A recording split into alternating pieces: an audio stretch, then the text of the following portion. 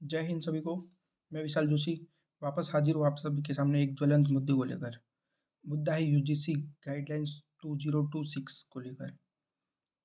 Social media पर अनेकों प्रकार से उलझा रखा है इस नागरिक को या जनता को उलझा रखा है कि कोई कह रहा है कि ये बीजेपी की तरफ से गठित कमेटी नहीं नहीं थी, कांग्रेस लेडेड थी, दिग्विजय सिंह पवार ऐसे ही किसी को अध्यक्ष बना के रखा था और अनेक प्रकार की जो भी सपोर्टर है वो उनके सपोर्ट में और अपोनेंट है वो उनके अपोजिट तर्क वितर्क कर रहे हैं। मगर मैं आपको यहाँ जो संवैधानिक तरीके से जो बात है वो आपके सामने रखूँगा। शुरू करता हूँ मैं। एक्चुअली में ये जो समिति थी वो अगर हम संविधान को आधार बनाकर बात करें तो संविधान में संसदीय समितियों की व्याख्या करी गई है। ये 2 प्रकार की होती है, स्थायी और अस्थायी। स्थायी में जो ये समिति थी जिसका मैं उल्लेख करूँ तो युवा मामले एवं खेल और महिला एवं बाल विकास समिति थी, जो राज्यसभा के अधीन आती है और ये समिति विभागीय स्थायी समिति के अंडर आती है, जिसमें मुख्यतः 31 सदस्य होते हैं। मगर इस समिति में 30 सदस्य थे जहाँ तक मुझे पता है, जिसमें 16 बीजेपी के थे, 4 कांग्रेस के शायद थे और ऐसे ही अन्य थे 10 अन्य। तो ये सब फैक्ट मैं आपके सामने रखना चाह रहा था कि अनेकों प्रकार से उलझाया जा रहा है लोगों को। बीजेपी समर्थक अपना भी पक्ष रख रहे हैं और कह रहे हैं कि दिग्विजय सिंह पवार ने अध्यक्षता करी थी, इसमें मिस्टर मोदी और उनकी गवर्नमेंट को ब्लेम करना सही नहीं है एंड ऑल। इस समिति के अध्यक्ष की बात करूँ मैं, अगर इस समिति के अध्यक्ष की बात करूँ मैं, तो वो मुख्यतः चूँकि ये राज्यसभा के अधीन समिति है, तो राज्यसभा से इसके सब अध्यक्ष तय होते हैं, अर्थात राज्यसभा के सभापति, जिन्हें हम वाइस प्रेसिडेंट ऑफ इंडिया भी कहते हैं, वो इनके अध्यक्ष को तय करते हैं, नामित करते हैं। तो वर्तमान जो उपराष्ट्रपति है, उन्होंने इस समिति का गठन किया, उन्होंने इनके सदस्यों को निर्वाचित और नामांकित किया और उसके बाद समिति बैठी। इन्होंने अपनी एनालिसिस करके अपनी मांगे अपनी अनुशंसाएँ रखी। और एक और बात मैं बताना चाहूँगा आपको, संविधान में कहीं भी ये मेंशन नहीं है कि इन समितियों की जो सिफ़ारिशें हैं, वो बाइंडिंग इन नेचर होनी चाहिए। अर्थात संसद चाहे तो इन्हें एक्सेप्ट कर सकती है या नहीं कर सकती है।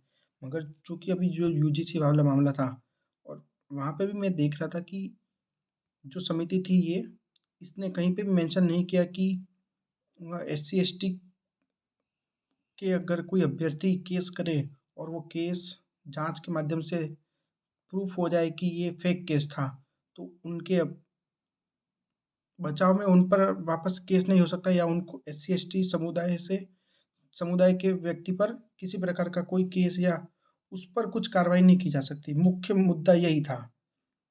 समिति ने जितने भी सिफ़ारिशें करी यूजीसी एक्ट को लेकर, सभी वैध थी और सभी की आवश्यकता थी। मगर जिस एक बात की वजह से पूरा जो विरोध हुआ राष्ट्रीय स्तर पर, न केवल घरेलू स्तर पर, नहीं कई जिले में एक विशेष जिले या राज्यों को लेकर, बल्कि पूरे देश भर में इसका विरोध हुआ। इसका कारण मुख्य तौर पर एक ही था कि अगर एससी एसटी वर्ग से कोई व्यक्ति फेक केस दर्ज करता है और केस दर्ज होने के बाद एक तो उस व्यक्ति की जनरल कैटेगरी के व्यक्ति की रेपुटेशन खराब होती है, दूसरा उसको अपना बहुत अधिक समय फिर कोर्ट कचहरी और इन सब में जाया करना पड़ता है, जिससे वो अपनी पढ़ाई को प्रायोरिटी दे ही नहीं पाता। कहीं न कहीं ये गलत था। और इससे भी आगे चलकर बताऊँ तो इस पूरी मामले की जड़ थी कि अगर फेक केस घोषित हो जाता है, उसके बाद उस एससी एसटी वर्ग के व्यक्ति पर किसी प्रकार की कोई कार्रवाई नहीं की जा सकती। क्यों?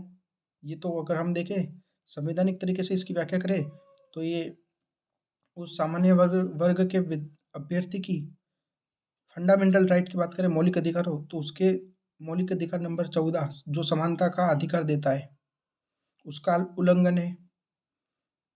मौलिक अधिकार नंबर आर्टिकल 21 का उल्लंघन है, जीवन जीने का अधिकार, वहाँ पे उसको अनेक प्रकार की जैसे कोर्ट कचहरियों का सामना करना पड़ेगा, तो वो अपने जीवन को मर्यादित तरीके जी नहीं पाएगा। Life life life with dignity का केस वहाँ एप्लीकेबल नहीं हो पाएगा। इसलिए सारे जो विरोधी थे इसके सामान्य वर्ग से, उनका मुख्य मुद्दा यही था कि हाँ, आप अन्य उनके साथ न्याय करना चाह रहे हो, एससी एसटी वर्ग के साथ, बिल्कुल करिए, पर आप उसके उनको न्याय करने के चक्कर में हमारे साथ अन्याय किस बात पर कर रहे हैं। तो मुझे लगता है कि सामान्य वर्ग का अभ्यर्थी होने के नाते मैं भी इस चीज़ का समर्थन करता हूँ कि हाँ, ज़रूरी कुछ चेंजेस ज़रूरी थे, मगर प्रत्यक्ष कार्रवाई के साथ-साथ एससी एसटी वर्ग के अभ्यर्थी द्वारा अगर यदि मामला फेक केस का है, तो उस पर भी समुचित कार्रवाई होनी चाहिए। और अभी सुप्रीम कोर्ट ने केशवानंद भारती केस को आधार बनाकर इस पर स्टे लगा दी और अगली सुनवाई 19 मार्च को रखी गई है। तो मुझे लगता है सुप्रीम कोर्ट वापस केशवानंद भारती केस केबीसी 1973 को आधार बनाकर, चूँकि ये मूल ढांचे का बेसिक स्ट्रक्चर डॉक्ट्रिन का भी उल्लंघन कर रहा है, तो मुझे लगता है कि सुप्रीम कोर्ट यहाँ वापस प्ले में आएगी और वो इस पर अगर या तो सरकार ही स्वयं इसे वापस ले ले तो अच्छा है, वरना सुप्रीम कोर्ट वापस आके इसे असंवैधानिक घोषित कर देगी और मामला रफा-दफा कर देगी। अब देखते हैं 19 मार्च को क्या होता है। जय हिंद।